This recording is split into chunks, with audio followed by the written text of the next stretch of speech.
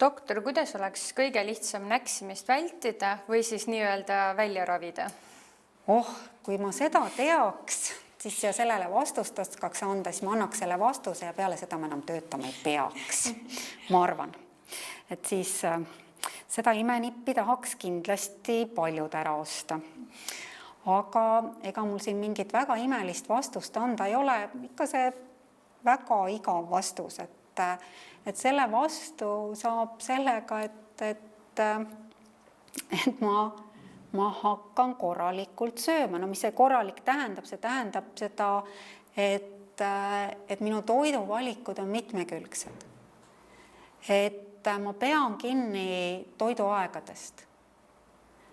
Kas see nüüd igaühe jaoks on täpselt see, et kell 8 hommikul hommikusöök ja 6:30 lõuna ja siis väike vahepala ja kell 6:30 õhtusöök. Siin me saame olla natuke sõltuvalt ka oma kehatüübist paindlikud, aga meie keha, nagu ma juba eelmise küsimuse juures ütlesin, armastab rütme, armastab korrapära. Mida korrapärasem on meie eluviis, seda tänulikum on meie keha meile. Ja näksimise vältimise üks ravi ongi korrapära ja teine on mitmekülgne toiduvalik.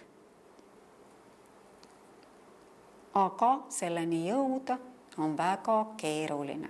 Nii et muud imelist nippi mul kahjuks pakkuda ei ole.